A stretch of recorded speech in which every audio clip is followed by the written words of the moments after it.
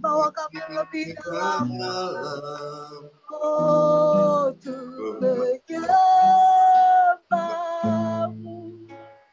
Oh, Bapakku kita.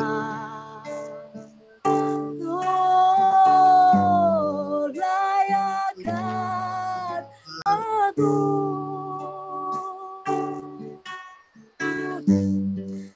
Waktu untuk menyembahmu di balik tirai yang suci, bertemu muka dengan muka,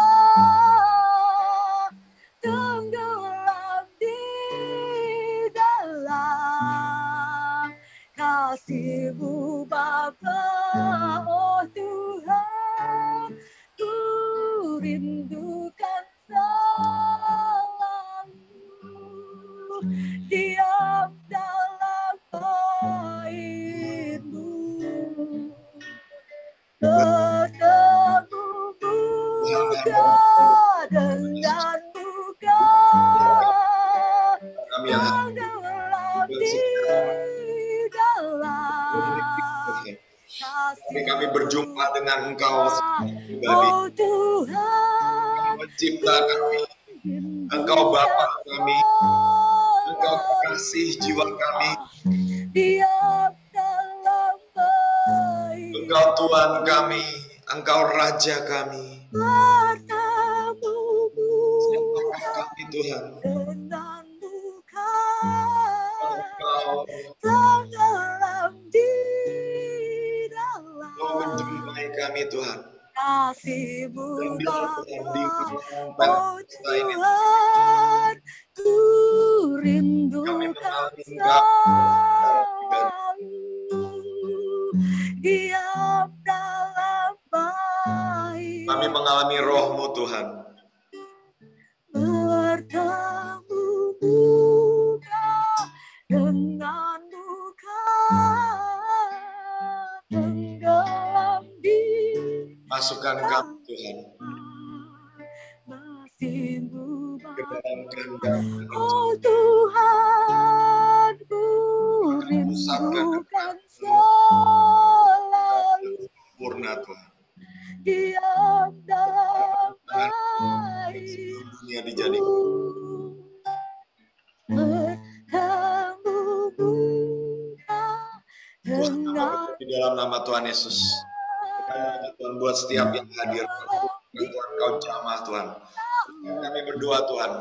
Ini rekamannya pun Bapa. nanti akan menguatkan orang-orang akan dilawat, orang-orang akan dipulihkan, Bukan akan disembuhkan, selalu dipertajam untuk mendengar suara Tuhan. Biar malam hari kami menikmati cinta-Mu, rasakan betapa Engkau baik bagi kami. Engkau mengasihi kami. Sungguh Tuhan, sungguh kasih kami. Sungguh kasih kami. Terima kasih biar setiap kami kuat, setiap kami diperkuat. Bukan kami kuat. Jangan kami setiap kami. Terima kasih kami bersyukur buat kami yang sudah dibuka, mengiringi, memimpin pujian. Berkati Tuhan dengan berkat-berkat Daud Tuhan.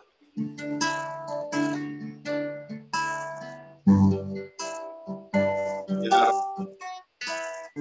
ada kecapi Daud, ada kecapi emas dalam hidup, dalam hatinya. Engkau berikan nada-nada yang baru Tuhan.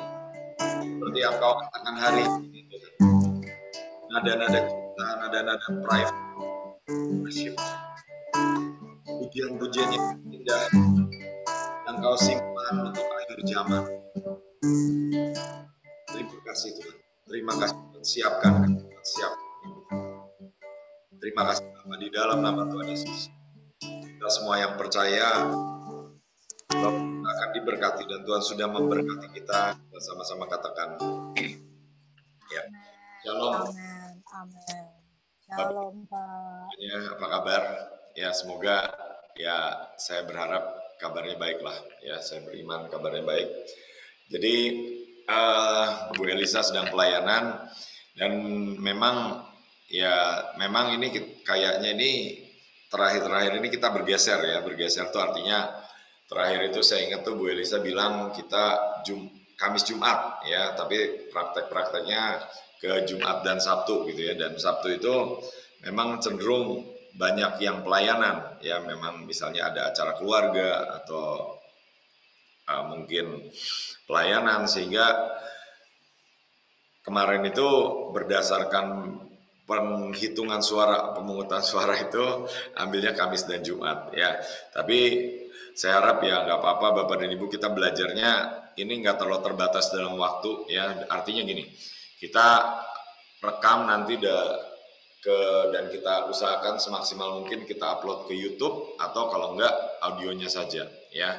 Dan kita bisa belajar tidak terlalu terikat dengan waktu ya. Jadi misalnya ada yang nggak hadir gitu ya, Bapak dan Ibu udah nggak usah izin-izin lagi lah. Udah nggak usah izin-izin lagi tuh artinya kita ini sudah sama-sama dewasa, sudah sama-sama besar ya.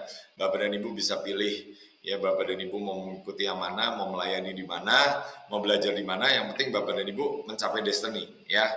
Nggak terlalu perlu lapor dengan kita ya, waktu seenggaknya dengan saya ya. Kenapa? Karena yang saya pentingkan itu kalau ya bukan sekedar laporan-laporan kecil gitu ya, tapi bagaimana kita ini mengerjakan destiny kita, bagaimana kita ini menjadi berkat bagi orang yang lain ya. Nah itu Bapak dan Ibu, saya sangat rindu ya mendengarkan kesaksian dari Bapak dan Ibu ya. Misalnya Bapak dan Ibu, misalnya ini contohnya ya, Bapak dan Ibu setelah mendengarkan sekolah Nabi lalu apa? Lalu buat sendiri pelatihan sekolah Nabi, muridnya sudah 20.000. Nah itu buat saya itu menjadi kesaksian yang menguatkan ya. Dan saya mendapat satu kesaksian, yaitu apa? Ada ya teman-teman kita lah, teman-teman kita tuh artinya beberapa ada di sini, beberapa nggak di grup juga ya, tetapi mereka itu lebih terbeban untuk melatih di bidang pemetaan ya, mulai dari pemetaan diri sendiri dan kemudian pemetaan wilayah ya. Jadi kemarin itu sudah praktek 2 keliling dan ya ada apa ya, ada tempat-tempat penyembahan berhala ya, katanya dihancurkan ya. Ya Bapak dan Ibu yang mengerti-mengertilah ya, itu ada di Jawa ya. Nah, jadi saya juga mendorong Bapak dan Ibu untuk apa? Untuk kita ini mulai memanfaatkan YouTube ya, untuk apa? Untuk belajar. Ya misalnya gini, hari ini kita belajar dengan tema apa ya? Tema misalnya kemarin yang baru itu kepenuhan roh ya, atau berjaga. Nah, itu Bapak dan Ibu di komentar di YouTube itu Bapak dan Ibu bagikan ya, tambahkan, lengkapi dengan Bapak dan Ibu dapat rema apa, punya kesaksian apa, dan Bapak dan Ibu mempraktekannya gimana ya, sehingga itu jadi benar-benar satu kelas ya, bukan cuma YouTube tok gitu loh, satu apa, kalau udah selesai sesi ditanya-tanya mana YouTube-nya, mana YouTube-nya, tapi setelah diupload ya udah gitu. Nah, jadi Bapak dan Ibu manfaatkan komentarnya ya, di komentar itu berikan kesaksian, berikan rema yang menguatkan, yang melengkapi ya. Dan kalau ada hal-hal yang sensitif ya kasih tahu kita ya, supaya apa? Supaya kita ini ingin menjadi berkat ya. Jadi bagaimana Bapak dan Ibu? Ya, saya dapat hikmat ya. Hikmatnya apa? Ya, jadi firman Tuhan berkata itu Tuhan yang berbicara di atas tutup pendamaian. Nah, tutup pendamaian itu ada di mana Bapak dan Ibu? Ada di Ruang Maha Kudus ya. Jadi kalau kita tahu kemah pertemuan itu ada Ruang Maha Kudus, nah baru ada di Ruang Kudus, ada di pelataran ya, pelataran luar. Nah, maksudnya apa Bapak dan Ibu? Kita tahu hari-hari ini bait Allah itu sedang diukur Bapak dan Ibu ya, ada di Wahyu 11 ya.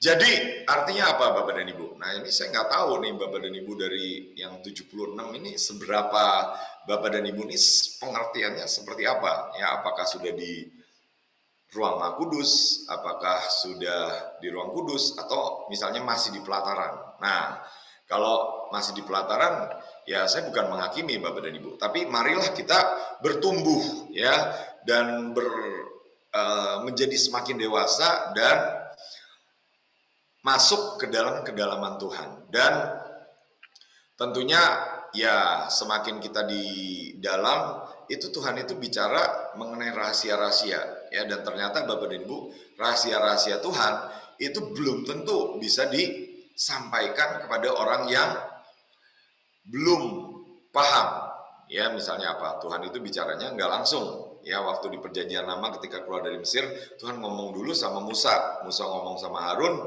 Harun ngomong lagi sama bangsa Israel ya. Jadi ya kita harus berhikmat Bapak dan Ibu ya, supaya apa? Supaya yang kita sampaikan itu menjadi berkat. Nah, jadi Bapak dan Ibu yang menonton, mendengarkan YouTube, nah tolong bagikan ya, kira-kira wah ini kayaknya nggak cocok nih untuk konsumsi umum ya, kita perbaiki gitu ya. Nah,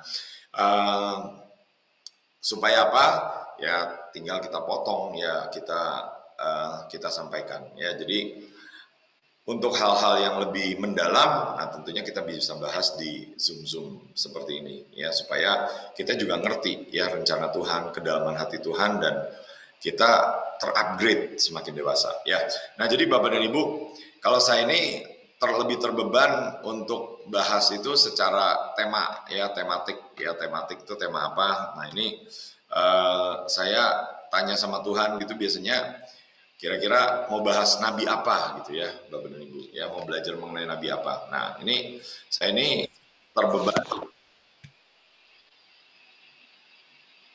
dengan Amos ya Bapak dan Ibu ya. Jadi saya ajak kita lihat Amos, dan saya percaya gini Bapak dan Ibu ya, mungkin Bapak dan Ibu,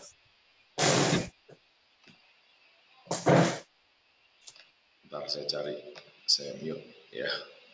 Nanti Bapak Ibu yang pegang co-host boleh di unmute ya, boleh di apa, yang kalau ada suara-suara gitu dibantu ya. Hari ini co-host kita Pak Antoni dan Lukas nggak bisa hadir ya. Oke, mungkin malam mingguan ya. Tapi Bapak dan Ibu nggak apa-apa juga ya, malam mingguan bersama saya ya. Jadi Amos, nah ini Amos tuh arti namanya apa Bapak dan Ibu ya? Kitabnya ada di perjanjian lama. Amos ini kalau dibahas itu termasuk nabi kecil ya. Jadi kalau nabi-nabi itu ada bagiannya ya, ada yang disebut major prophet ya, major nabi besar, dan minor prophet ya.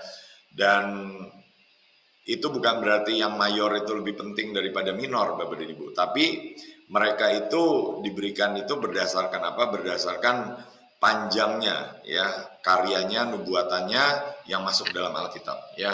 Jadi nanti kita bisa lihat ya di surga ya, apakah ada nabi-nabi yang pesannya pendek tapi ternyata berkatnya, upahnya besar ya, atau bisa juga sebaliknya, nabi-nabi yang upahnya besar pekerjaannya banyak ya, nubuatannya panjang, mungkin 60-70 pasal gitu ya, tapi di surga ini ternyata posisinya nggak terlalu tinggi. Nah, misalnya gitu ya. Nah, ini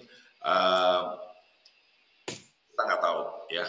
Nah, ini sebentar ya, satu lagi ada suara lagi, saya coba mute lagi. Ini boleh dibuat ini aja ya, jadi partisipan nggak usah unmute. Ya udah, ini aja ya. Oke. Nah, jadi Bapak dan Ibu, Amos tuh arti katanya apa Bapak dan Ibu? Ternyata Amos itu arti katanya beban ya. Ada yang bilang ini dia dibawa oleh Allah gitu ya, digotong oleh Tuhan ya. Tapi lebih kurang Bapak dan Ibu, saya rasa kita itu bisa mendapat pengertian. Artinya apa? Amos ini orang yang berdoa menopang, membawa satu bangsa ya. Ada ayatnya di Keluaran kalau nggak salah, yaitu Musa ya. Musa itu disebut seseorang yang memangku bangsanya ya, suruh menggendong bangsanya ya. Jadi Bapak dan Ibu, ternyata untuk setiap generasi ada orang-orang, ada generasi tertentu yang mendapat beban untuk menggendong bangsanya ya.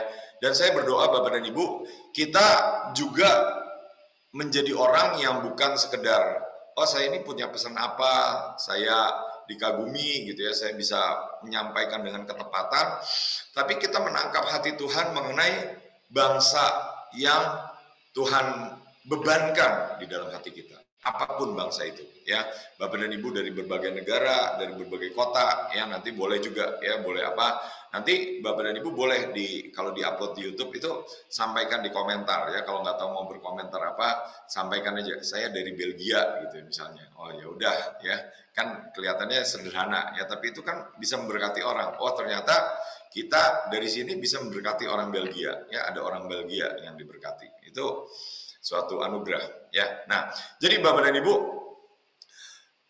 suka nggak suka ya, ketika kita ini semakin dewasa kepada Tuhan ya, di dalam Tuhan, itu hal-hal yang Tuhan izinkan untuk kita rasakan dan kita pikirkan itu semakin lama seharusnya semakin berat ya. Ada beberapa taman di Alkitab ya, Taman Eden ya, terus taman yang saya rasa kita harus ingat adalah Taman Getsemani ya.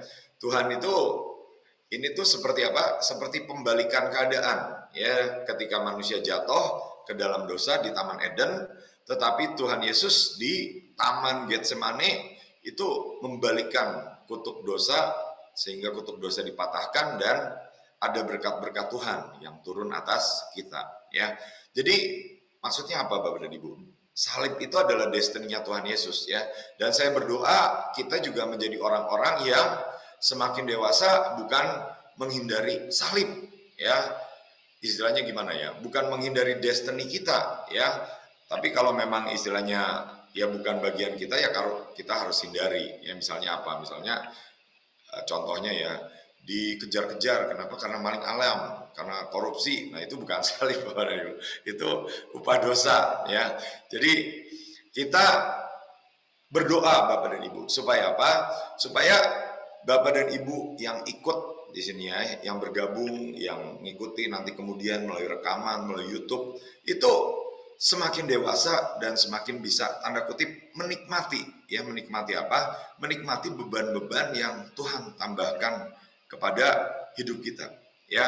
Jadi kita bertumbuh juga kemana ya, tanda kutip istilahnya ke Getsemani kita masing-masing. Karena di Getsemani lah Tuhan Yesus berdoa, jadilah kehendakmu bukan kehendakku ya. Apakah Tuhan jadikan seperti itu Bapak dan Ibu? Ya ternyata Tuhan itu enggak menjadikan seperti itu ya. Tuhan itu memberikan kekuatan melalui malaikatnya ya. Jadi tentunya ada hal-hal yang kita harapkan kita tidak hadapi ya, kita tidak lewati ya. Tetapi kalau itu kehendak Bapak dan Ibu ya, kita perlu belajar berdoanya diubah ya. Supaya apa? Supaya kekuatan yang dari Tuhan itu yang turun. Supaya apa? Supaya kita bisa melewati kehendak Tuhan itu ya. Kelihatannya sama, kelihatannya mirip Bapak dan Ibu. Cuma di satu sisi Tuhan Yesus berdoa supaya apa? Supaya cawan itu lalu daripadanya ya. Tetapi kalau kita semakin mengenal Tuhan ya, kita berdoa supaya apa? Kita mengenal Tuhan ya. Seperti Paulus di Filipi berdoa, yang kukehendaki adalah berkat. Amin. Enggak ya, Paulus berkata yang kukehendaki adalah mengenal Dia dan persekutuan dalam penderitaannya, supaya aku dapat menjadi serupa dalam kematiannya dan juga turut dibangkitkan dengan kuasanya ya. Jadi saya harap Bapak dan Ibu mendapat gambaran kira-kira ya. Jadi sekolah Nabi ini sekolah untuk apa ya? Sekolah salah satunya ya menjadi serupa dengan gurunya ya. Gurunya siapa ya? Gurunya Yesus ya. Jadi kita perlu belajar juga untuk apa? Untuk menikmati proses-proses yang Tuhan izinkan terjadi dalam hidup kita ya. Jadi itu beban Bapak dan Ibu ya. Dan saya juga ada pewahyuan ini agak sedikit selingan sedikit ya. Saya tuh kalau ketemu orang-orang ya, saya tuh suka membagikan batu ya. Beberapa itu pernah dapat batu gitu ya. Cuma kayaknya batu kalau di pos gitu kan lucu ya, di pos. Tapi ya kalau Bapak dan Ibu mau terbeban ya boleh nanti kirim alamat aja di grup, nanti kita kirimkan di pos deh ya. Supaya apa? Bapak dan Ibu juga mengerti artinya apa? Artinya kedalaman, artinya bobot, artinya beban ya. Kenapa? batu yang Bapak dan Ibu lihat atau terima ya, atau yang biasanya saya bagikan itu batu yang udah lewati proses Bapak dan Ibu. Dari apa? Mungkin pertamanya keluar dari gunung, bentuknya kotak tajam ya. Kemudian itu saya rasa itu pasti lewat proses di sungai sehingga akhirnya menjadi halus ya. Nah, jadi saya ingin bahas satu tema ini dengan beberapa lebih mendalam ya, supaya apa? Supaya kita semua ini nangkep ya. Kenapa Bapak dan Ibu ya? Ada satu bagian di mana ada jenis kenabian itu yang diberikan sayapnya itu gambaran sayap putih ya, seperti apa? Leonard Ravenhill ya, mungkin Bapak dan Ibu ingat ya, pernah saya sampaikan, pernah bagikan ya. Dan Leonard Ravenhill itu secara umum biasanya nggak disebut sebagai seorang nabi ya, tapi saya baru tahu terakhir ini bahwa dia termasuk golongan yang juga ternyata istilahnya dianggap mempunyai karunia kenabian ya. Jadi cuma memang karunianya berbeda ya, dia lebih bukan bernubuat lah, tapi dia lebih berdoa syafaat gitu ya. Nah, jadi saya mau ajak Bapak dan Ibu untuk lihat satu peran, yaitu apa? Peran seorang pendoa syafaat. Ya, memang ini agak berbeda ya, agak berbeda dengan nabi. Biasanya nabi, pendoa syafaat ya, pendoa syafaat ya. Ternyata tapi Bapak dan Ibu, pendoa syafaat itu juga mempunyai sisi profetik ya. Nah, saya kalau Bapak dan Ibu mau pelajari, ada bukunya lebih detail, ada bukunya namanya Rhys Howell ya. Rhys Howell ini seorang pendoa syafaat benar-benar. Jadi apa yang dia lakukan ya, dia ini biasanya mengawal doa di Perang Dunia Kedua ya. Dan apa yang dia lakukan, dia itu punya teman-teman ya yang berdoa syafaat, dan ketika mereka ini dengar sesuatu dari radio, nah dia ini langsung berdoa dengan teman-temannya ya, dapat firman Tuhan apa, peperangan mengikat roh apa ya. Dan ternyata buat orang yang meneliti, memeriksa, itu dampaknya besar ya. Itu ada filmnya ya, film apa? Film Dunkirk ya. Dunkirk itu menggambarkan mengenai satu mujizat yang terjadi ketika bangsa Inggris ini berdoa ya. Bangsa Inggris itu waktu itu pernah diserang oleh Jerman ya. Sebenarnya lebih tepatnya terpojok ya karena Jerman, dan akhirnya mereka ini terdesak ya. Kenapa? Karena di sebelah kiri itu laut ya, lebih kurang, karena Jerman itu mendesak mereka, dan mereka itu pilihannya istilahnya boleh dibilang tunggu mati atau apa, bisa melarikan diri ya. Nah, singkat cerita, oleh keajaiban Tuhan ada mujizat yang Tuhan buat, sehingga apa?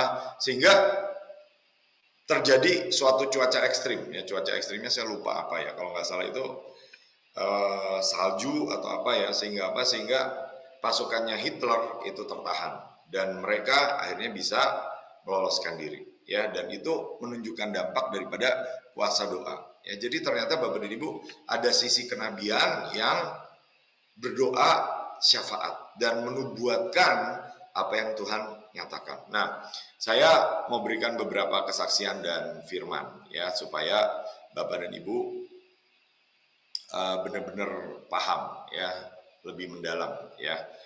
Kalau biasanya saya sukanya cepat-cepat sekilas gitu ya, apalagi kalau membahas akhir zaman. Tapi untuk kali ini saya pengen kita semua semaksimal mungkin mengerti ya. Jadi hari-hari ini juga mungkin Bapak dan Ibu pernah dengar ya, kabot ya. Kabot itu artinya apa? Kabot itu memang diterjemahkan kemuliaan ya, tetapi arti dasar dari kabot itu adalah beban Bapak dan Ibu, bobot ya. Nah, jadi apa nih Bapak dan Ibu? Ya, kita perlu belajar nangkap apa yang ada di hati Tuhan, dan kita perlu merasakan dan mendoakan sesuai apa yang di hati Tuhan itu. Ya, misalnya contohnya gini ya, mungkin ini contohnya ya, kita ini mau berdoa buat uang ya, atau Bapak dan Ibu butuh apa? Mungkin butuh mobil, butuh uang buat bayar utang ya, butuh kontrakan rumah gitu ya. Nah, tapi ketika kita datang ke Tuhan, nah Tuhan ini bisa punya selera dan bisa punya mood, bisa punya perasaan ya, dan belum tentu Tuhannya mau membahas mengenai kebutuhan kita ya, misalnya mobil atau apa gitu ya. Dan saya udah sering itu apa? Saya kan lagi berdoa ya, mau ke bangsa-bangsa, mau ke Amerika ya, dan saya mulai berdoa ngisi cawan itu udah 1,5 tahun yang lalu, Bapak dan Ibu ya, kira-kira Januari Februari 2020 ya. Jadi sekarang udah 1,5 tahun ya. Dan saya pengen bertanya kepada Tuhan, Tuhan duitnya dari mana? Siapa aja yang berangkat? Ya, kemana saja? Terus kapan berangkatnya? Ya, tapi kadang-kadang Tuhan nggak ngomong gitu ya. Akhirnya gimana? Ya udah, Bapak dan Ibu, ya nikmati aja dan belajar untuk nantikan Tuhan, tunggu Tuhan ya. Dan saya percaya Bapak dan Ibu tahu ya contoh-contoh yang kita bisa lihat juga dari hidupnya pemimpin-pemimpin kita. Contohnya misalnya Pak Yusak ya. Pak Yusak itu di beberapa bulan terakhir hidupnya itu sering bertanya kepada Ibu Lani ya. Kita tahu Bu Lani itu kan pilar ya, dan Bu Lani itu Elisanya ya. Kalau Pak Yusak itu Elianya, nah Bu Lani itu Elisanya ya. Dan Pak Yusak sering sekali bertanya kepada Bu Lani ya. Dan pertanyaan yang ditanyakan oleh beliau itu saiki sopo sing nyekel ya, atau terjemahnya ini semua siapa yang megang. Nyekel tuh megang ya. Tapi mungkin lebih tepat kalau diterjemahkan itu nyekel itu bukan sekedar megang, tapi artinya bertanggung jawab ya. Nah, bertanggung jawab untuk apa? Nah, Pak Yusak kan nggak ngomong gitu ya, gitulah Nabi gitu ya. Nah, bulan itu nanti mikir nyekel apa? Oh, mungkin nyekel megang windu ya, pilar gitu ya. Nah, bulan ini menjawab, oh tenang Kong, ada saya, ada Bevis, ada AL, ada Pak Samuel, misalnya gitu. Kita berempat si nyekel. Nah, Pak Yusak itu kalau orang itu jawabannya salah, ternyata Pak Yusak itu bukan menghakimi, ya, bukan marah gitu ya, mesem aja, ya, mesem gitu ya. Terus gimana? Nanti tanya lagi, ya, tanya lagi. Saiki sopo sing nyekel. Nah, jadi Bulani tahu bahwa jawabannya apa? Belum tepat, ya. Nah, terus nanti Pak Bulani nyoba jawaban gitu ya. Nanti ditanya lagi gitu ya. Dan boleh dibilang Bapak dan Ibu, kita bisa lihat ya, mungkin harapan daripada Pak Yusak itu yang nyekel, yang melanjutkan, yang bertanggung jawab itu mungkin Pak Agung ya. Beliau itu katanya kaget ketika Pak Agung itu pulang ya. Kenapa ya, mungkin Tuhan menyembunyikan daripada Pak Agung daripada Pak Yusak, sehingga Pak Yusak juga nggak tahu ya. Jadi kemudian ternyata Pak Agungnya pulang duluan ya, tapi masih ada Pak Daniel, lalu Bu Iin ya, dan ternyata Bu Iin juga bilang ya, beberapa bulan sebelum Pak Yusak benar-benar pulang, Pak Yusak itu tanya kepada Bu Iin, kue kuat ya. Kue kuat itu maksudnya apa? Kuat untuk memegang tanggung jawab, melanjutkan tugas-tugas yang tadinya dipegang oleh Pak Yusak, oleh Pak Agung misalnya ya.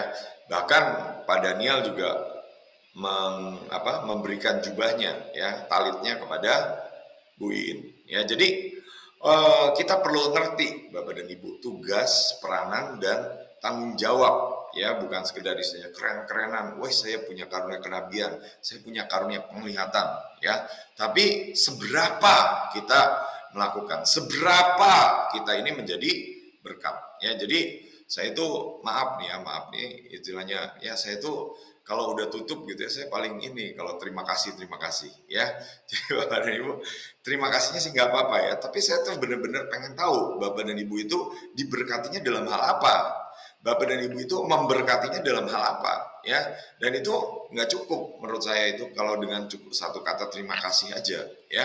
Jadi saya Bapak dan Ibu di grup ya bersaksi ya, atau kalau nggak di grup ya di komentar ya, misalnya di komentar YouTube ya, cari khotbah yang sesuai dan sampaikan. Ini loh, saya dikuatkan begini. Tadinya saya sudah mau depresi, mau bunuh diri, tapi sekarang saya dikuatkan. Nah, saya kasih contoh, misalnya apa?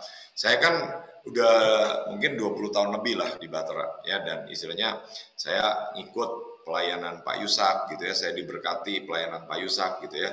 Dan ada kesaksian dari hidup Pak Yusak itu yang buat saya itu sangat-sangat menyentuh, sangat-sangat membekas gitu ya. Dan mungkin udah saya saksikan, tapi nggak apa-apa lah ya, kita ulangi sedikit. Kenapa? Karena ada kitab ulangan ya, jadi bisa aja ya.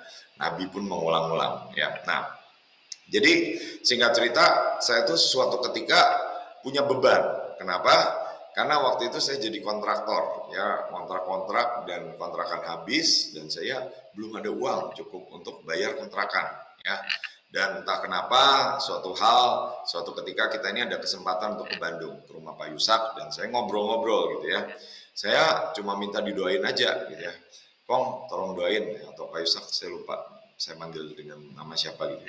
Tolong doakan, kenapa kontrakan saya habis gitu ya, saya belum punya ini, saya bergumul gitu ya. Nah, Pak Yusak tuh nggak babi bu, nggak berkata Tuhan berkata haleluya gitu.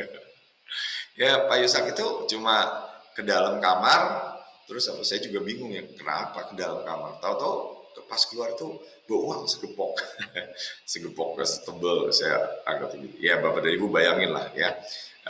Saya udah ada sekian, tapi belum cukup gitu ya. Dan tiba-tiba Pak Yusak ngasih segini, dan itu cukup ya. Dan itu buat saya itu sangat apa ya, sangat menyentuh, sangat membekas, sangat menempelak ya. Bahwa apa? Bahwa hidupnya itu bicara lebih kuat daripada apa? Mungkin istilahnya daripada sekedar nubuatannya. Saya bernubuat begini-begini gitu ya. Tapi hidupnya itu bicara memberkati saya. Dan saya harap Bapak dan Ibu saksikan itu. Ya, bukan demi saya sendiri ya, tapi untuk apa? Untuk menguatkan orang lain, untuk menguatkan ratusan teman-teman kita, untuk menguatkan satu generasi. Kenapa? Tadi ada Pak Jo, ya Pak Jo itu juga golongan Nabi, ya, dan Pak Jo itu jelas bilang bahwa apa, bulan-bulan ke depan situasi dunia ini tidak membaik Bapak dan Ibu, malah semakin parah, ya. Jadi kita ini harus apa? Harus makin masuk dalam kedalaman, ya, supaya apa? Kita makin kuat, makin dikuatkan sama Tuhan, ya.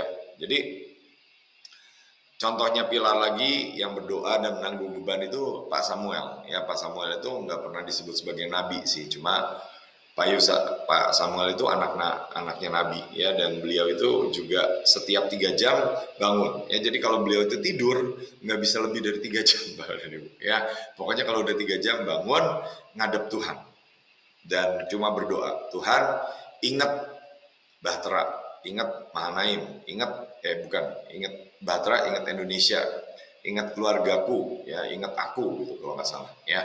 Pokoknya cuma mengulang begitu aja, ya. Kelihatannya sesuatu yang kecil, Bapak dan Ibu, tetapi saya percaya itu dampaknya akan sangat besar, ya. Kenapa? Penglihatan orang itu kalau melihat di surga, ya, rumah-rumah Pak Agung itu besar, rumah Bu In besar, ya. Tapi kalau Pak Yusak itu ada yang bilang punya rumah sendiri, ya, ada yang bilang, Pak Yusak bilang tinggal di dalam bait Allah gitu ya, tinggal di istana, ya. Saya persisnya nggak tahu, nanti Bapak dan Ibu bisa lihat, ya. Saya harap Bapak dan Ibu mengerti ya bahwa apa, kalau kita juga pengen rumah besar, bukan sekedar istilahnya duitnya besar, berkatnya besar, tapi kita menanggung tanggung jawab yang besar, menanggung bobot beban yang besar, berdoa buat bangsa-bangsa, jangan nggak peduli, ya. Dan itu kalau kita ini dapat hatinya Tuhan, Bapak dan Ibu, saya itu pernah satu kali, ya, saya itu udah mungkin seingat saya tuh hampir 20 tahun yang lalu, ya, udah mungkin 18-17 tahun yang lalu, ya. Saya waktu itu kerja dekat Gunung Sahari, ya, dekat Golden Truly, ya, di Jalan Gunung Sahari dekat Golden Truly. Kalau Bapak dan Ibu yang ada yang tahu lah ya. Pokoknya Golden Truly itu salah satu dep store di Jakarta, ya, di sekitar Jakarta Utara di Jalan Gunung Sahari. Nah, singkat cerita, saya tuh entah gimana caranya, saya tuh siang-siang itu tergerak untuk masuk ke, kalau nggak salah itu saya tuh lagi ke bank, ya, Bank BCA, seingat saya gitu ya, mungkin saya ada urusan gitu. Nah, tiba-tiba itu hati saya itu seperti rasanya diremek-remek, Bapak dan Ibu. Wah, sakit sekali, saya tuh sampai nggak bisa napas, ya. Saya kalau ingat perasaannya itu, saya masih ingat perasaannya, tetapi itu udah 17-18 tahun yang lalu, ya. Saya tuh belum terlalu merasakan yang seperti itu lagi, walaupun ada sedikit-sedikit, ya. Dan saya tuh sampai nggak bisa napas, Bapak Ibu. Saya terengah-engah, akhirnya gimana? Saya tuh duduk di situ, di bank BCA situ gitu ya.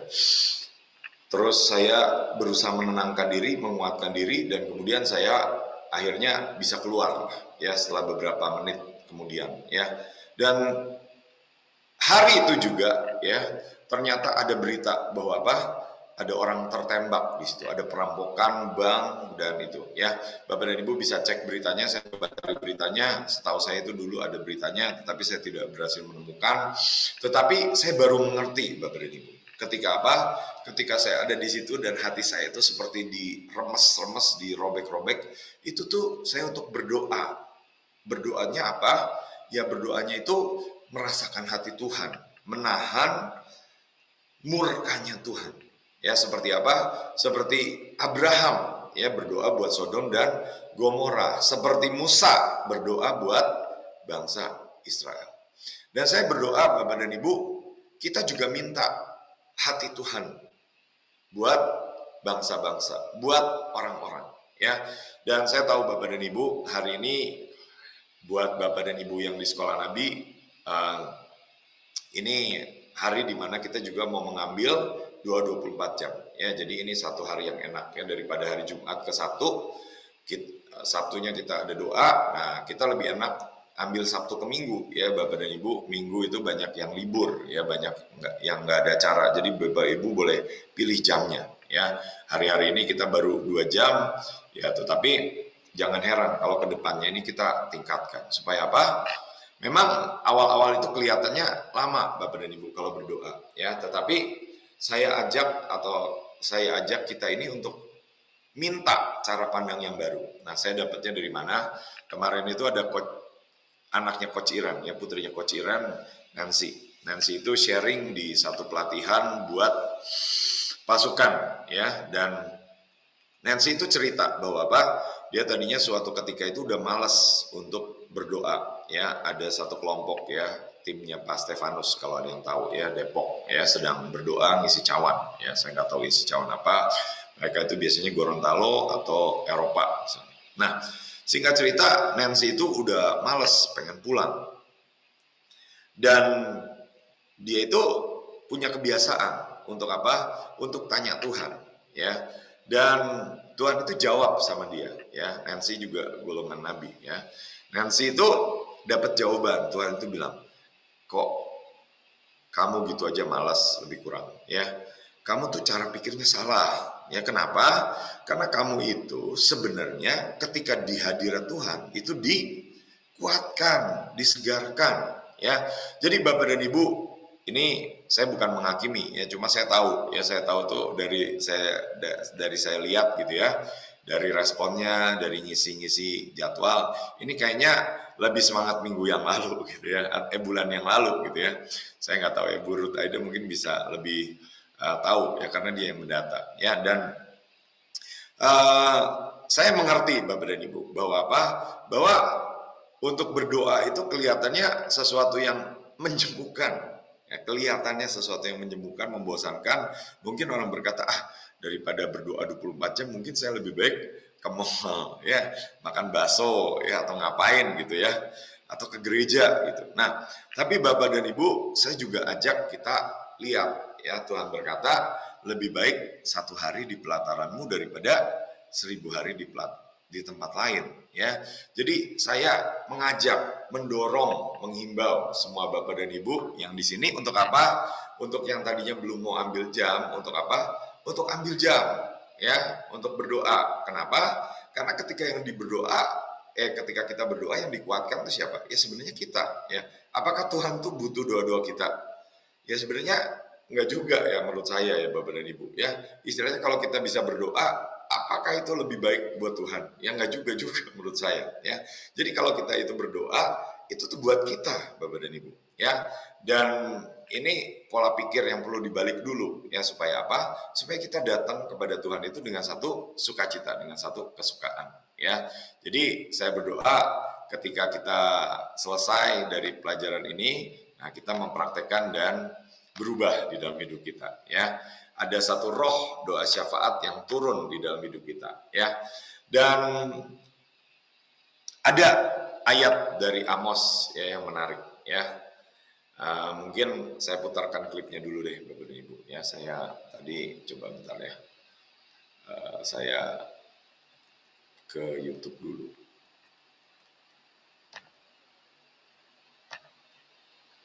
Bentar ya. Bentar.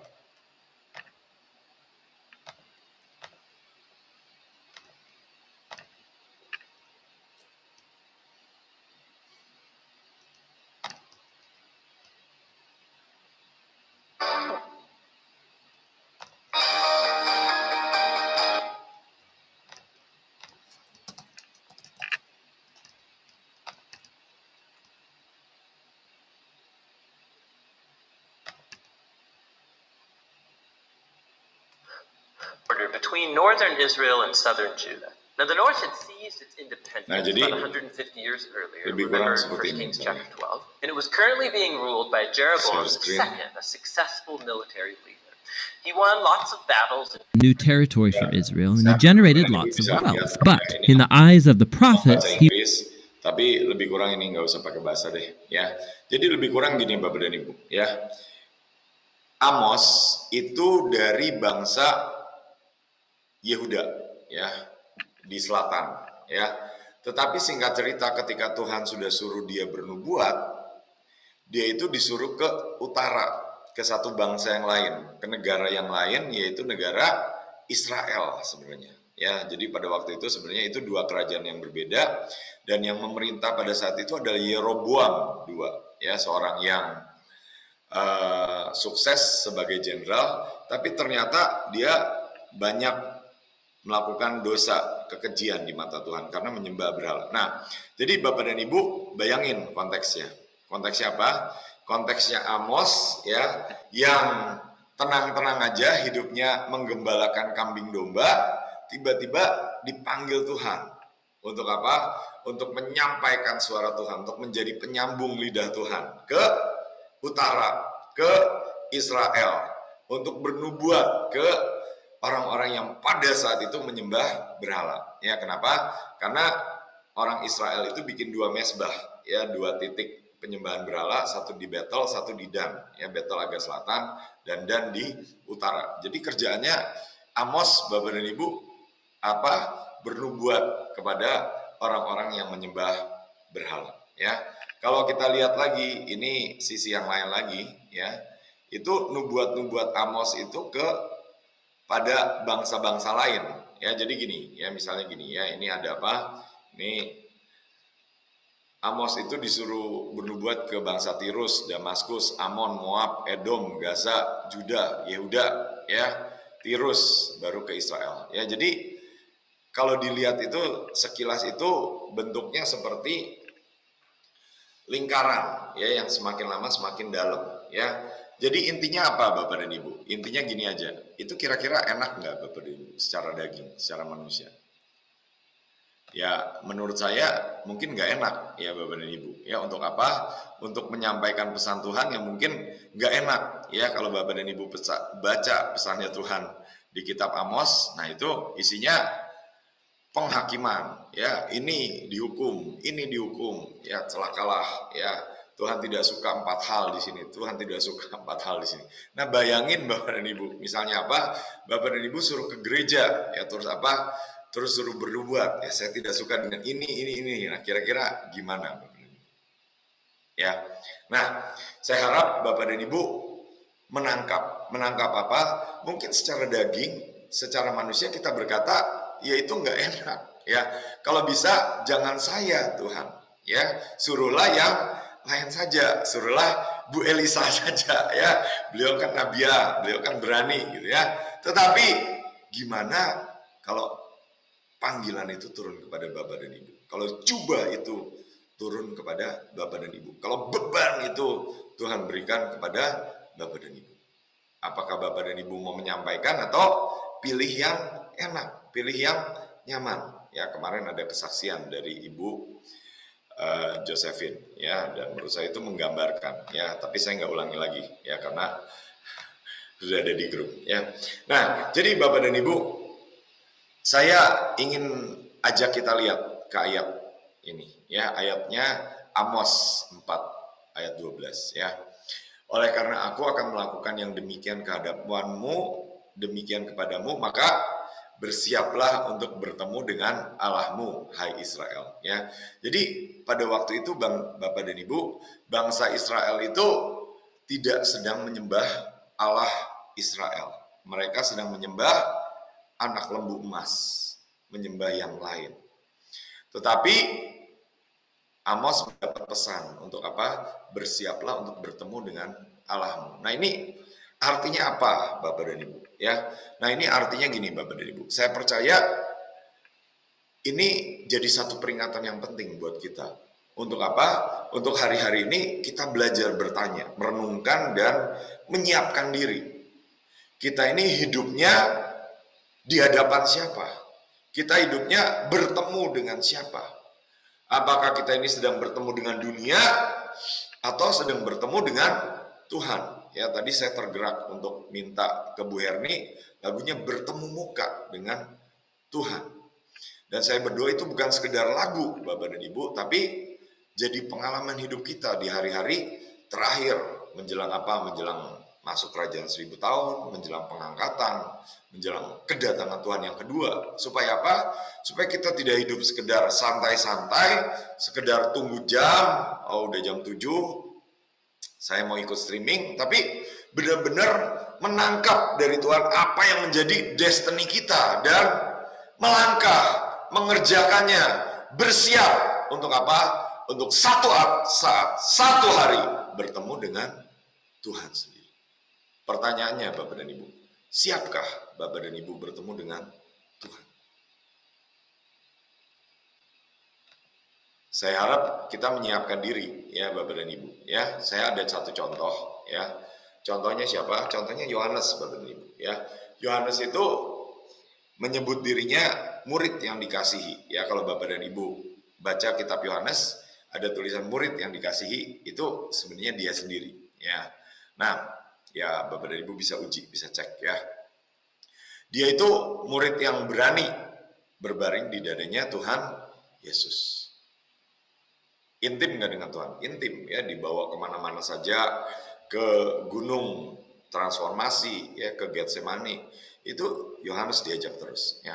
Tapi singkat cerita, ketika Yohanes itu dibuang di Patmos dan dia diangkat ke surga, dia melihat Yesus di Wahyu 1 ayat 17. Ketika aku melihat dia, tersungkurlah aku di depan kakinya sama seperti orang yang mati.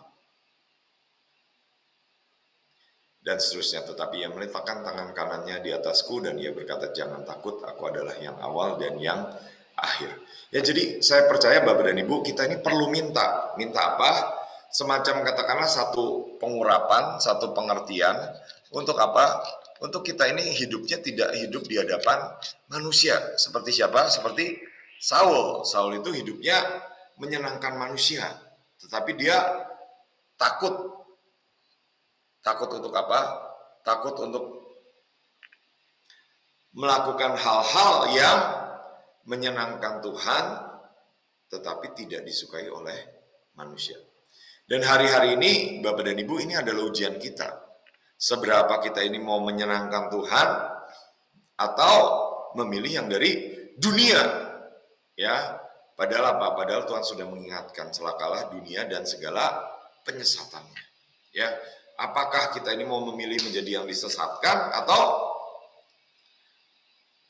ikut Tuhan, percaya kepada Tuhan, berharap hanya kepada Tuhan, bukan kepada yang lain. Kenapa hari-hari ini iman kita sedang diuji, Bapak dan Ibu? Ya, yang mengertilah. Ya, nanti kita selesai rekaman ini, nanti kita bisa tanya jawab, ya Bapak dan Ibu. Ya, tolong sebelum tutup, ya kalau dengan saya jangan hanya terima kasih, ya boleh tanya jawab, ya atau saksikan sekalian, ya Bapak dan Ibu bertumbuh gimana, ya sebelum 2 bulan lalu, misalnya 3 bulan lalu belum bisa dengar suara Tuhan. Nah sekarang sudah bisa dengar suara Tuhan. Dulu nggak jelas, ya dulu bingung. Nah sekarang nggak jadi bingung lagi. Nah itu tolong saksikan, ya. Nah jadi Bapak dan Ibu, pertanyaan buat kita semua, seberapa kita siap untuk bertemu dengan Tuhan? Dan kalau kita ini belajar untuk hidup di hadapan Tuhan, saya berdoa kita menjadi orang-orang yang memisahkan diri dari dunia dan menguduskan diri kita. Bukan sekedar istilahnya apa? Hari Senin sampai Sabtu berbuat dosa, tapi apa? Hari Minggu jadi anak Tuhan, ya, tobat kumat ya. Saya bukan berkata saya udah begitu, ya, udah orang benar seperti itu Bapak dan Ibu, tetapi seenggaknya saya berjuang, ya. Saya nggak berani bohong, ya, saya nggak berani bohong di hadapan Tuhan. Kenapa? Ya istilahnya di hadapan Tuhan ya semua kebohongan saya juga ketahuan, ya. Misalnya apa? Kadang-kadang saya ini jatuh dalam pornografi, ya. Kalau saya udah merasa lemah, merasa tidak dikasihi, ya, pesta mengasihani diri sendiri, nah itu seringnya kejatuhan saya, ya. Cuma saya nggak berani Bapak dan Ibu berkata saya benar, ya. Pokoknya minimal apa ya, minimal saya akui aja, ya, bahwa apa, ya disitulah sisi saya, ya. Dan saya berdoa Bapak dan Ibu juga belajar. Kenapa firman Tuhan berkata kalau kita mengaku, kita akan disucikan, kita akan dikuduskan. Ada ayatnya di 1 Yohanes, ya. Dan saya berdoa kita bukan menjadi orang yang munafik, tidak hidup di hadapan Tuhan, hidup di hadapan manusia, tapi di hadapan Tuhan. Tuhan berkata enyahlah, atau Tuhan berkata aku malu dengan kalian, ya. Jadi ini poin, salah satu poin yaitu apa? Hidup di hadapan Tuhan, bersiap untuk bertemu dengan Tuhan, ya. Jadi makanya Bapak dan Ibu, kalau Bapak dan Ibu datang ke tempat kita ibadah di sini nggak ada kursi, ya, semuanya apa? Semuanya melantai, ya. Kenapa? Karena menyiapkan diri untuk apa? Untuk tersungkur, ya, bebas gitu, ya. Dan saya berdoa apa? Saya berdoa ini juga kita mulai renungkan, ya Bapak dan Ibu, kalau lututnya sakit ya nggak apa-apa, saya nggak memaksa gitu, ya. Tetapi yang penting apa? Kita merendahkan diri kita di hadapan Tuhan. Tersungkurnya jangan, istilahnya tersungkurnya mulai belajar tersungkur dari sekarang. Jangan kalau nanti kaget ketemu Tuhan, lalu disitulah baru kita tersungkur. Ya, saya percaya buat kita yang takut akan Tuhan, Tuhan akan memberikan tanda sehingga apa? Sehingga kita itu menjadi orang-orang yang punya kegentaran terhadap Tuhan, ya. Itu Maurice Clark, ya. Maurice Clark tahu ya Bapak dan Ibu, ya. Saya nggak jelaskan lagi banyak referensinya. Maurice Clark itu pernah membagikan firman, ya, di satu gereja di Hananel, Surya, seingat saya, dan saya kebetulan menerjemahkan. Dan beliau itu bilang gini, kalau orang itu pernah ketemu dengan Tuhan, salah satu tandanya dia pasti takut dan gentar. Ya, seperti apa? Seperti mungkin pemungut cukai yang memukul-mukul dada. Ya, seperti apa? Ada juga ayatnya, ya, di kitab Daniel. Ya, Daniel itu dikatakan itu my comeliness is gone. Ya, saya mungkin bahasa Inggrisnya nggak tepat sih, ya. Cuma saya ingat ada penjelasan lebih panjang dari Pak Petrus Agung. Pak Petrus Agung menjelaskan bahwa Daniel itu awalnya keadaannya baik-baik saja, tapi ketika ketemu Tuhan langsung buyarlah. Ya, buyarlah tuh istilahnya kebaikan dia. Ya, contoh lain seperti apa? Yesaya. Yesaya itu pada saat itu sudah merupakan orang yang paling kudus, ya. Dia yang menyampaikan firman Tuhan, dia bernubuat. Tetapi ketika dia ketemu Tuhan, dia bilang apa? Celakalah aku orang yang najis bibir. Ya, saya berdoa apa? Kita bukan menjadi orang yang merasa benar, tapi apa? Nanti direndahkan Tuhan, ya. Tetapi menjadi orang yang punya kegentaran terhadap Tuhan, punya kehancuran hati, hidup tersungkur di hadapan Tuhan dan bersiap untuk ketemu dengan Tuhan, ya. Saya ajak ke poin berikutnya. Tadi Amos 4 ayat 12, ya. Oh ya, jadi Amos 4 ayat 12, bersiaplah untuk bertemu dengan Allahmu, hai Israel, ya. Jadi mungkin ada kesaksian yang saya harap bisa menambah, ya, menambah pengertian kita, yaitu ada buku judulnya Face to Face, ya, dari David E. Taylor, ya. Nah, intinya apa? Intinya kita ini harus belajar, ya, untuk apa? Untuk hidup makin dekat dengan Tuhan dan ketemu dengan Tuhan. Jangan hidup di hadapan manusia dan hidup dalam kemunafikan, ya. Nah, saya coba bagikan satu kesaksian, saya harap ini membuat kita lebih mengerti ya. Nah, firman Tuhan berkata lebih baik 1 hari di pelataranmu daripada 1000 hari di tempat lain ya. Jadi ketika kita doa 24 jam Bapak dan Ibu, sebenarnya awalnya Tuhan itu meminta atau mengharapkannya ketika orang itu bertemu dengan Tuhan, nah dia itu menguduskan kalau bisa itu 1 hari ya.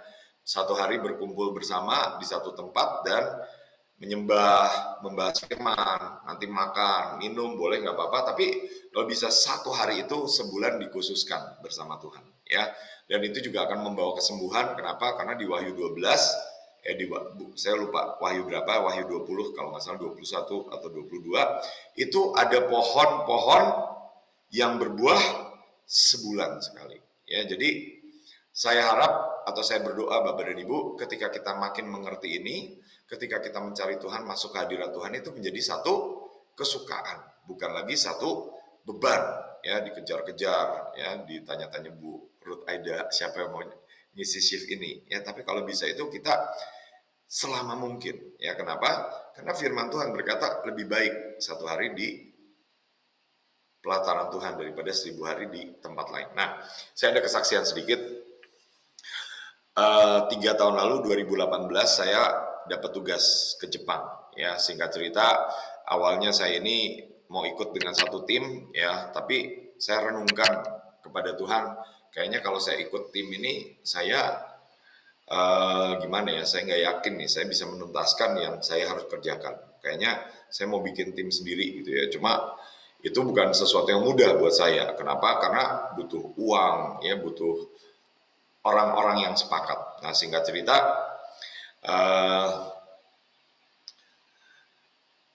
kita mulai mengisi cawan, dan salah satu pesan Tuhan ketika Tuhan mulai berpesan, ketika cawannya mulai terisi, Tuhan itu berkata, siapapun yang berangkat ke Jepang dan Cina, ya sebenarnya waktu itu kita pegang 2 unit ya, 2 negara, Jepang dan Cina.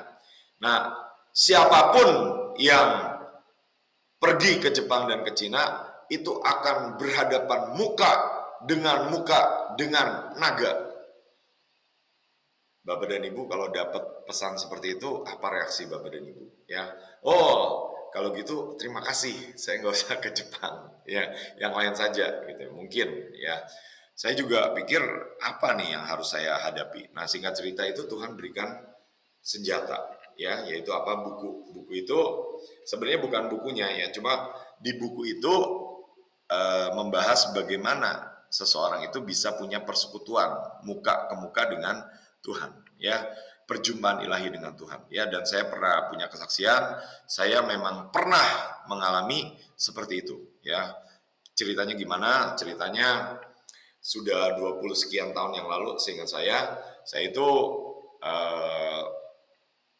mau ke rumahnya Bu Iin, ya. Untuk apa? Waktu itu saya dapat kesempatan untuk nganter Bu Iin pelayanan. Nah, singkat cerita, saya udah dekat rumah Bu Iin ya di Pekayon, itu tiba-tiba tahu ada hadirat Tuhan, ya. Tuhan itu di mobil saya, ya di hadapan saya gitu ya. Ya Bapak dan Ibu yang pernah ngalamin yang ngerti ya. Kalau belum pernah ngalamin gimana? Ya minta supaya ngalamin. Ya kenapa? Karena ada hal-hal ya nggak terlalu bisa cuma sekedar diceritain. Ya misalnya apa? Ya contohnya seperti makan tahu. Ya tahu tuh rasanya seperti ini. Ya gimana? Ya makan aja. Ya nanti tahu rasanya tahu seperti itu. Nah, jadi singkat cerita, waktu itu saya diaturkan istri saya untuk bertemu dengan Bu Iin, dan wah, di perjalanan itu ketika hadirat Tuhan itu di depan saya nggak bisa nyetir, Bapak dan Ibu. Saya cuma nangis gitu ya. Saya melihatnya itu seperti lagi hujan gitu ya. Seperti melihat jalan itu seperti rasanya butuh wiper gitu ya. Nah, jadi saya jalan agak pelan-pelan. Nah, singkat cerita saya sampailah di rumah Bu Iin ya. Dan intinya apa? Saya ketemu dengan Tuhan muka ke muka ya. Dan apa yang terjadi? Nah, singkat cerita di rumah Bu Iin itu terjadi drama. Ya, dramanya apa? Kuncinya itu seingat saya lupa ninggalin kuncinya di dalam. Ya akhirnya gimana? Akhirnya Bu Iin naik taksi. Konyol. Nah, tapi balik ke poinnya Bapak dan Ibu, bertemu muka dengan Tuhan, ya. Dan Bapak dan Ibu bisa pelajari buku itu. Kenapa? penulis buku itu mendapatkan janji yang namanya David Taylor. David Taylor itu mendapat janji bahwa siapapun yang baca buku itu akan ditemui oleh Tuhan muka dengan muka, ya. Dan beberapa dari grup itu pernah kesaksian, ya, bahwa mereka ketemu dengan Tuhan muka dengan muka, ya. Salah satunya Bu Meling, ya, kalau ada, ya, nanti saya minta deh kalau ada Bu Meling untuk berikan kesaksian lagi, ya. Tapi Bapak dan Ibu kalau perlu bukunya boleh cari di B2B atau di Deborah Store, atau kita juga bisa bantu, ya, Bu Ruth Aida bisa bantu, ya. Kenapa? Karena kita pengen sebanyak mungkin, ya, punya buku itu, baca buku itu dan ngalamin, ya. Tapi kalau dibagi-bagi dengan gratis, saya tuh punya pengalaman gini Bapak dan Ibu, ya, orang dibagi dengan gratis saja nggak baca, ya. Saya juga sering dapat buku kadang-kadang belum saya baca, ya. Jadi Bapak yang mau mengalamin, ya, dapatkan aja, ya. Yang penting dapatkan dan baca, alami, ya. Jadi bertemu dengan Tuhan, ya. Singkat cerita, saya bisa ke Jepang, ya, oleh anugerah Tuhan. Kita bisa ke tempat di mana waktu itu tuh orang terkaya di dunia, ya. Ada tempat namanya Mori, ya, orangnya Mori namanya, ya. Nah, singkat cerita seperti itu, ya. Jadi poin yang berikutnya adalah hidup di hadapan Tuhan, ya. Dan saya rasa ini deh, saya selesaikan dengan cepat aja, udah 1 jam lebih. Saya lewat-lewatkan aja supaya apa? Supaya ketika kita tutup Bapak dan Ibu, kita dapatkan pengertian, ya. Tapi ya mungkin ya nggak usah terlalu pelan banget, ya. Kenapa? Karena bagi Bapak dan Ibu yang di grup, nah kita ini masih 24 jam, ya, sabar aja, ya. Nah, ini Bapak dan Ibu, ya, poin yang saya rasa penting, ya. Yesaya 56 ayat 7, ya. Mereka akan kubawa ke gunungku yang kudus dan akan kuberi kesukaan di rumah doaku, ya. Katakan sama-sama Bapak dan Ibu, kesukaan di rumah doaku. Jadi Tuhan berkata, Tuhan akan berkenan kepada korban-korban bakaran dan korban-korban sembelihan mereka yang dipersembahkan di atas mezbahku, sebab rumahku akan disebut rumah doa bagi segala bangsa, ya. Jadi Bapak dan Ibu, saya percaya kita harus mengingini juga untuk mengalami ini, ya. Sehingga apa? Doa itu bukan menjadi satu beban lagi, tapi menjadi satu kesukaan, ya. Tadi yang sharing di tempat kita adalah Pak Jo, ya, dan Pak Johan itu berkata bahwa dia habis pengasingan, ya. Saya kebetulan lagi ke toilet, jadi saya nggak dengar. Biasanya Pak Jo itu kalau pengasingan itu biasanya 3 hari, ya, setahu saya cuma nggak dengar, ya. Kenapa? Karena di AOC itu merupakan satu kebiasaan untuk ambil waktu pengasingan hanya sendiri dengan Tuhan, dan itu bukan sesuatu yang membosankan, ya, katanya, karena dia menikmati hadirat Tuhan. Tuhan merasakan kasihnya kepada Pak Jo, ya. Dan apa tuh bocoran pesannya? Tunggulah, ya, Bapak dan Ibu, nanti akan diupload oleh BMN. Tapi intinya keadaan tidak semakin baik, ya. Tetapi apa? Tetapi Tuhan membuat perbedaan, ya. Kita akan masuk masa Mazmur 91. Ya, yaitu apa? 1000 rebah di kiri, 10.000 rebah di kanan. Ya, katanya rebah, bukan mati, ya. Jadi masa seperti apa? Apakah perang atau apakah wabah atau apa? Saya nggak tahu. Cuma Tuhan ngomong seperti itu. Ya, jadi Bapak dan Ibu siapkan untuk apa? Untuk masa-masa di depan, di mana apa? Di mana ada kegoncangan, situasi yang kelihatannya lebih buruk, tetapi apa? Tetapi akan banyak jiwa-jiwa datang kepada Tuhan. Ya, di sini kita perlu punya kekuatan roh, kita perlu punya keintiman, kita perlu punya wadah, ya, hal-hal yang ya mungkin kita nggak bahas di sini, ya. Maksudnya Bapak dan Ibu mungkin bisa cari, ya, di topik-topik lain, misalnya topik mengenai destiny dan lain sebagainya, ya. Tapi saya harap Bapak dan Ibu nangkep, ya, bahwa apa? Hari ini kita belajar mengenai Nabi Amos, ya. Nabi Amos itu memang ada nubuatannya, tetapi dia itu nabi yang menopang bangsa-bangsa. Dia memberikan pesan Tuhan kepada bangsa-bangsa. Dan saya percaya dia menjaga bangsa-bangsa itu. Nah, prakteknya buat kita apa, Bapak dan Ibu? Nah, mulai ambillah kota, ambillah desa, ambillah provinsi, dan adopsi, ya, istilahnya rami, ya, bawa itu di hadapan Tuhan sampai apa? Sampai Tuhan itu bicara, sampai Tuhan itu berikan beban buat kita, ya.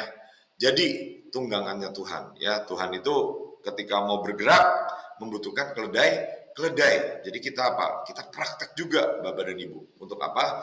Untuk menjadi keledai bebannya Tuhan. Ya, misalnya apa? Nah, ini saya cerita ya bahwa apa? Waktu itu saya itu jarang ya ke bangsa-bangsa ya. Salah satu yang pertama yang menurut saya cukup cukup menarik iman saya adalah ketika ke Jepang. Ya, singkat cerita saya ajak salah seorang full timer, jadi hampir 40 juta ya untuk ke Jepang ya. Dan kemudian apa? Kemudian dapat tugas lagi tahun itu juga ke Jerman ya. Singkat cerita 2018 bulan 6 ke Jerman, itu saya hitung-hitung mungkin berapa ya? Mungkin 140-150 juta ya. Saya ini bukan sekedar istilahnya minta-minta duit, enggak. Kenapa? Nanti uang nggak laku juga. Untuk jual beli harus pakai tanda binatang, Bapak dan Ibu ya. Jadi percayalah ya, uang bukan istilahnya, jangan kita jadikan sesuatu yang kita inginkan. Jangan maruk ya, maruk apa? Wah, ini ada yang streaming 85 juta, 85 orang ya, kalau seorang nabur sejuta dapat 85 juta. Jangan berpikir seperti itu ya. Tapi di sisi lain memang kita harus mengajarkan bahwa apa? Bahwa waktunya sudah amat dekat, waktunya sudah amat singkat ya. Kenapa? Karena menurut rencana mereka itu sebenarnya mereka rencanakan itu tahun ini 2020-2021 ya. Untuk apa? Untuk masuk sistem cashless dan tanda binatang ya. Tapi kita berdoa untuk apa? Untuk perpanjangan waktu, untuk kehendak dan rencana Tuhan, untuk penuaian, untuk lawatan ya. Jadi Bapak dan Ibu yang mau ya, nah kita akan doa juga ya. Nanti kita doa juga, kita bisa bahas lebih detail bahwa apa, saya ini mau ke Amerika, ke kota-kota ini ya. Jadi kita butuh dukungan doa ya. Untuk apa? Untuk memetakan ya. Misalnya Bapak dan Ibu ada di sini ya, ada yang di sini terbeban dengan apa? Siapa yang mau mengambil warisannya Maurice Cerullo? Nah, Maurice Cerullo ada di mana? Misalnya, di Legacy Center di San Diego ya. Kita mau petakan ada apa aja ya, titik-titik yang merupakan hal yang negatif di San Diego ya. Tapi kita juga ambil ya apa yang merupakan hal-hal yang positif, yang ilahi dari San Diego ya. Saya mau ke San Diego, terus ke Tulsa, Oklahoma ya, tempatnya Kenneth Hagin. Kenneth Hagin itu juga salah seorang yang mendapat salah satu jenis sayap kenabian, sayap perak. Dan ke Charlotte ya, Charlotte itu tempatnya Billy Graham ya, dan Sid Roth ya. Jadi lebih kurang seperti itu ya. Nanti kita bahas pada waktu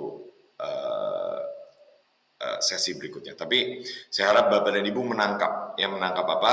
Sekali lagi kita bahas mengenai Amos. Amos bernubuat, tetapi Amos juga menanggung beban. Seperti apa? Seperti Pak Yusak ya, berdoa buat bangsanya ya.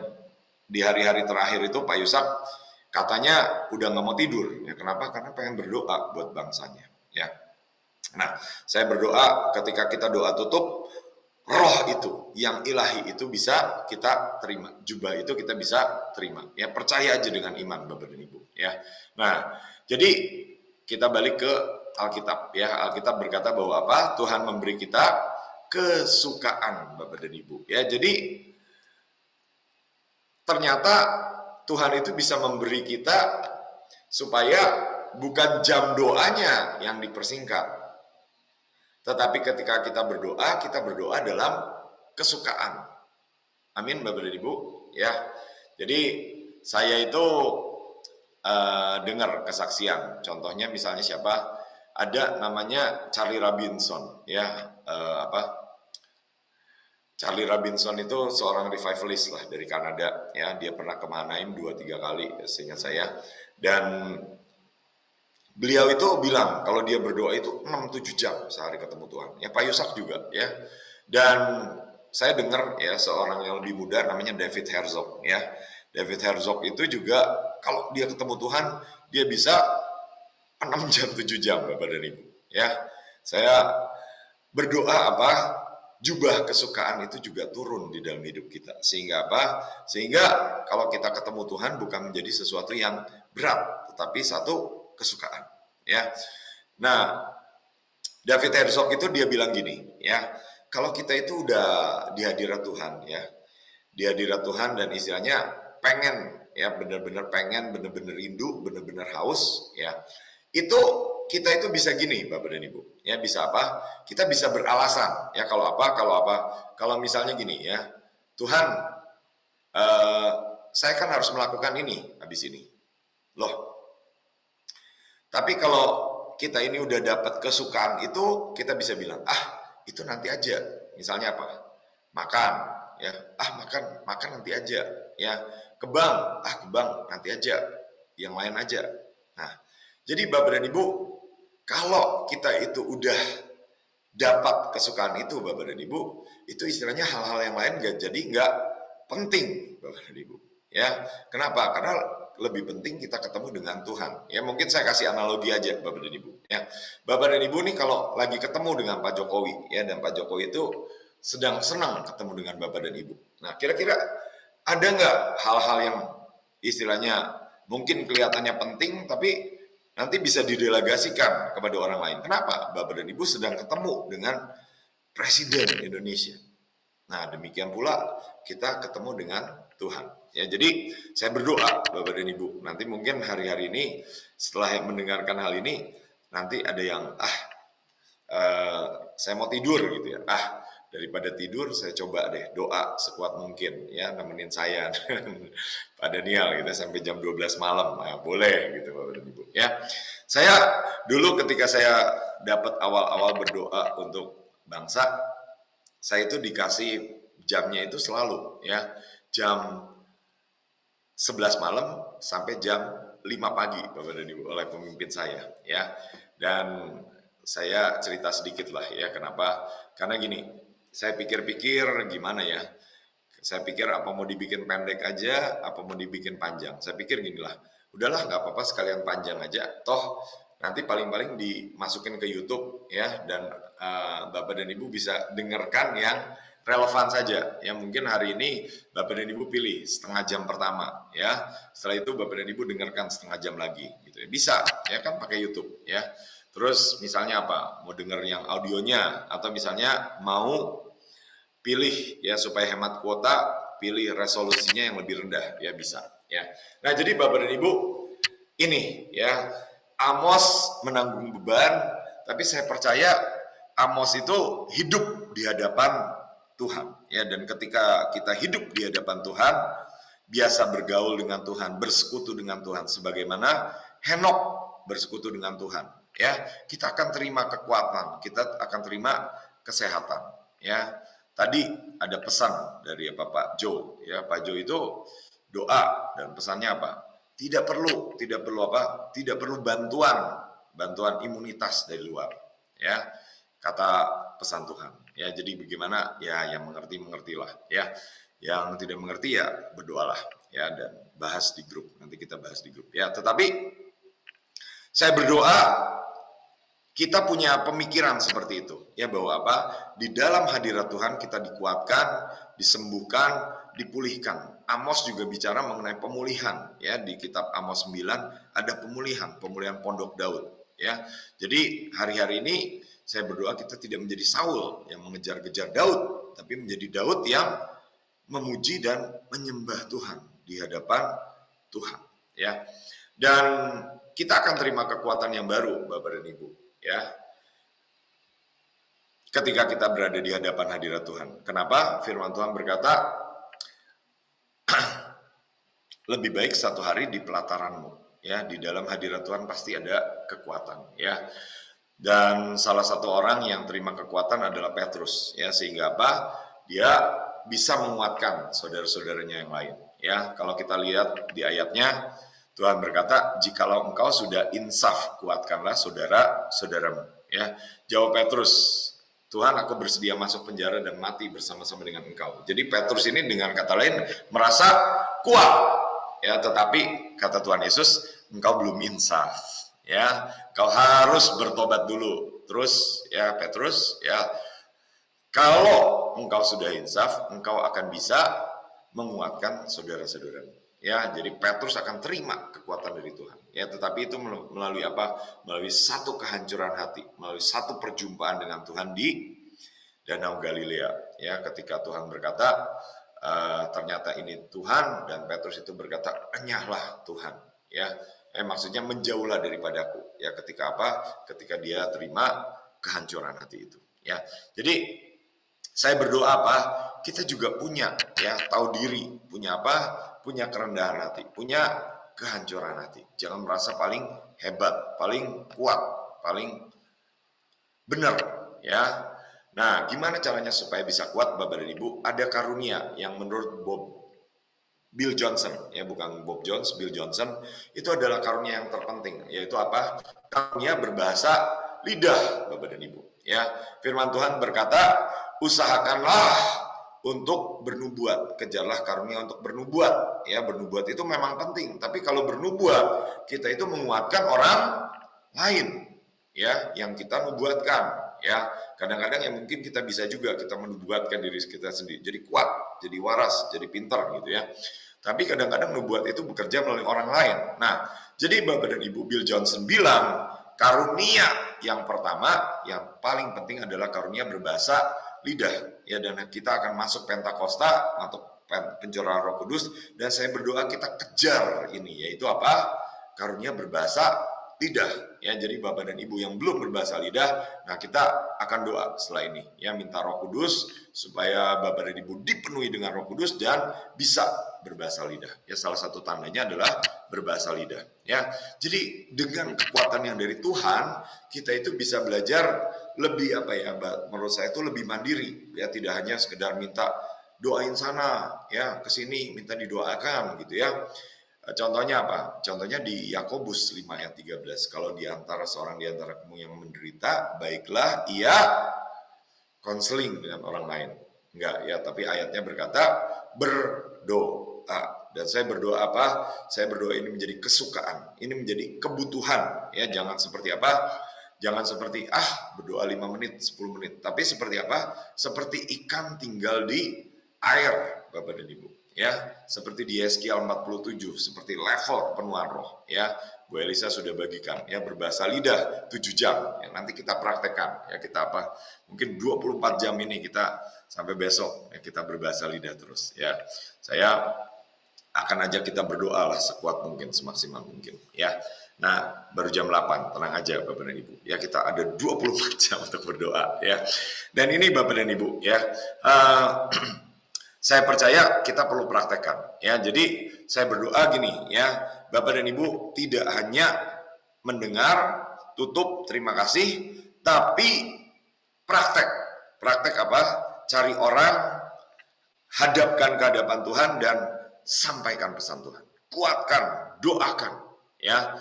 Dan saya ada contoh beberapa, ya, beberapa kesaksian. Misalnya apa? Daud di gua Adulam, Bapak dan Ibu. Dia menguatkan orang-orang yang dikejar-kejar hutang, ya, orang-orang yang bermasalah, ya.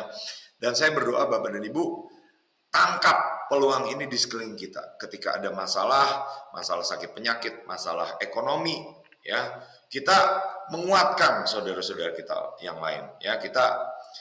Kalau kita nggak bisa menguatkan gimana? Ya udah, ya, salah satu cara yang paling mudah, suruh mereka dengerin khotbah, ya. Kalau enggak suruh dengerin khotbah gimana? Ya, misalnya bisa, ada beberapa itu lagi praktek, ya. Berikan HP ada audio Bible, ada khotbah, supaya apa? Dengarkan dari HP itu. Batu juga bisa berbicara, ya. Jadi Bapak dan Ibu, saya berdoa kita juga menjadi generasi Daud, ya, dikatakan pemulihan pondok Daud, ya. Daud yang mencari apa? Yang jangan Daud yang istilahnya ketika ada orang-orang yang dikejar hutang, kita lari, kita pergi, ya. Tetapi apa? Kita belajar membuat dan masuk ke gua Adulam kita, melayani orang-orang yang harus kita layani, doakan orang-orang yang harus kita doakan, ya. Dan nanti mungkin kita akan praktek, ya, seberapa kita bisa. Nah, ini 87, nah saya rasa kita bisa bagi, ya, ke dalam room, ya, supaya kita praktek saling mendoakan, ya. Dan ada contohnya kesaksiannya, ada beberapa teman ini kan bikin doa, ya, doanya itu doa fajar, istilahnya doa fajar disingkat jadi dofar, ya. Jam berapa? Jam 3 pagi, Bapak dan Ibu. Saya terus terang nggak kuat deh, saya boleh dibilang nggak pernah ikut, ya. Tapi mereka doa dari jam 3 sampai jam 5, ya, sebelum AOC doa, ya. Dan banyak kesaksian, banyak keajaiban, banyak penglihatan, dan banyak orang-orang yang bersaksi sudah dikuatkan ya. Jadi kalau katanya kalau Zoom itu bisa sampai 130 orang ya, doa biasa. Tapi kalau masuk sidang ilahi itu bisa sampai 180 orang ya. Saya kalau kita di sekolah Nabi aja ini dulu-dulu aja ya pernah 150 lebih ya, tapi setelah itu nah sekarang ini kita 80-an ya, mungkin entah karena Sabtu atau apapun. Tapi nggak apa-apa Bapak dan Ibu ya, jangan terpaku dengan jumlah ya, tapi yang penting apa? Yang penting hidup kita, jadikanlah hidup kita ini berkat ya. Nah, jadi gimana caranya Bapak dan Ibu? Mulai adopsi ya, mungkin Bapak dan Ibu kita belum bisa langsung memberkati ya, tapi mungkin kita gimana? Ya kita ngadep kepada Tuhan dan tanya Tuhan, Tuhan apa yang bisa aku lakukan ya. Jadi di sini saya ingin ambil waktu juga untuk, ya ini udah 1,5 jam ya, saya rasa kita harus potong dulu deh ya, kalau enggak jadi kepanjangan ya. Jadi intinya apa? Intinya kita bisa doa di hadapan Tuhan seperti pendoa syafaat ya. Itu diajarkan di mana? Di Lukas 11 ya, dan ada buku-bukunya dari Robert Henderson menjelaskan mengenai masalah sidang ilahi ya. Dari kitab Amosnya dari mana ya? Amos 3 ya. Amos 3 berkata bahwa Tuhan Allah tidak berbuat sesuatu tanpa menyatakan keputusannya kepada hamba-hambanya para nabi ya. Jadi apapun yang Tuhan buat, Tuhan pasti bicara kepada para nabi ya. Jadi kita perlu belajar untuk apa? Ya belajar menangkap suara Tuhan. Jangan Tuhannya yang kita paksa ya, untuk apa? Untuk melakukan kehendak kita. Atau kita belajar berdoa, doanya mulai menunggu Tuhan, bukan doa mengatur Tuhan ya. Ini dua hal yang berbeda ya. Jadi tadi ayatnya apa? Sungguh Tuhan Allah tidak berbuat sesuatu tanpa menyatakan keputusannya kepada hamba-hambanya para nabi ya. Jadi dia orang yang mengerti bahwa apa? Dia mendapat pesan-pesan dan keputusan Tuhan ya. Dan ayat yang saya rasa kita sudah sering dengar ya, untuk penutupannya sekilas saja, Tuhan itu memulihkan Bapak dan Ibu ya. Di kitab Amos, pengirik pembajak tepat mengikuti pengirik ya, lebih kurang gini ya Bapak dan Ibu, kalau bayangkan begitu nabur sudah tumbuh, begitu nabur sudah tumbuh, begitu nabur sudah dituai ya. Jadi akan ada masa lawatan yang Tuhan janjikan ya. Tetapi di Amos 9 ayat 11 ini ayatnya kita tahu ya, bahwa apa? Tuhan mau mendirikan kembali pondok Daud, mau memulihkan pondok Daud. Jadi saya berdoa apa? Saya berdoa kita juga menjadi Daud-Daud, generasi yang memuji Tuhan ya, tinggal di hadapan hadirat Tuhan ya, belajar bersuka ya, kalau bisa apa? Kalau bisa ini ya sebanyak mungkin itu bertahan ya, sampai apa? Sampai doa jam besok pagi ya. Kenapa? Karena ini cukup lama ya, sampai apa? Sampai jam 6 sore Bapak dan Ibu besok, keesokan harinya ya. Dan sedikit kesaksian ya, dulu itu sebenarnya yang dapat mengenai 24 jam, doa 24 jam itu adalah Ibu Nani ya. Dan Bu Nani praktekkan beberapa bulan, mungkin 1 tahun 2 tahun lah mungkin ya, ada pesan-pesannya yang Tuhan bicara setiap kali ada doa 24 jam. Tapi beberapa bulan ini mungkin karena sikon dan lain sebagainya, nah kita juga, jadi kita harus apa? Kita harus isi cawan kita Bapak dan Ibu. Jangan sampai apa? Jangan sampai di hadapan Tuhan cawan kita itu kosong atau tidak penuh ya. Dan saya rasa mungkin kesaksian terakhir ya, suatu ketika saya pernah dapat giliran doa 24 jam ya, jam 11 sampai jam 5 pagi. Nah, saya itu sorenya mendapat tawaran dari pemimpin saya. Pemimpin saya berkata, Bu Joel ya, saya mau keluar kota ya, saya mau ke dokter gigi dulu, bisa nggak kamu gantiin saya? Jam berapa? Jam 5 sore sampai jam 11 malam. Ya, jadi giliran saya dari jam berapa? 5 sore, 11 malam, tambah lagi 11 malam sampai 5 pagi. Gimana tuh? Haleluya, Bapak dan Ibu ya. Nah, jadi awalnya saya itu waduh, istilahnya gimana ya? Istilahnya udah pengen naik tuh, udah pengen menjawab. Teng gitu ya. Nah tapi akhirnya saya bilang ya udah, pokoknya siap ya. Singkat cerita kita berdoalah ya dari jam 5 sampai jam 11 malam, ya 5 sore sampai 11 malam ya. Dan kira-kira udah jam 11 malam, nah pemimpin saya itu tergeraklah dengan belas kasihan ya, dan melihat saya mungkin udah agak mengantuk ya wajahnya, dan pemimpin saya itu bilang gini ya, udah kamu pulang aja ya. Kenapa? Kan yang hari ini doa bukan cuma kita ya, tapi apa? Ada kota lain ya. Waktu itu saya ingat ya, kalau nggak salah itu kota Samarinda ya di Kalimantan ya. Saya tuh lihat dan awalnya saya bersuka cita ya. Kenapa? Hore, pulang tidur gitu. Enak mana? Enak doa apa tidur, Bapak dan Ibu? Ya, ya ada yang berjawab doa. Nah, itu jawaban yang hebat ya. Oke. Nah, jadi singkat cerita, saya beres-beres ya. Kalau bahasa itunya kukut-kukut ya. Kita beresin kursi-kursi ya. Waktu itu di Menara Doa Hananel Surya ya. Dan ada orang ya waktu itu janji mau datang, mau ikut doa ya. Dia ini waktu itu kerja sebagai pramugari lah di salah satu airline. Dia baru mendarat dan berkata, oh saya dalam perjalanan ya mau ikut doa. Terus saya udah happy nih, saya bilang, udah nggak usah kemari ya, pulang aja. Nah tiba-tiba Bapak dan Ibu, saya dengar suara Tuhan yang cukup jelas ya. Tuhan itu berkata, bukan audible, tapi saya tahu suara Tuhan ya. Tuhan itu berkata gini ya, bagaimana kalau kota lain juga berpikir seperti kamu?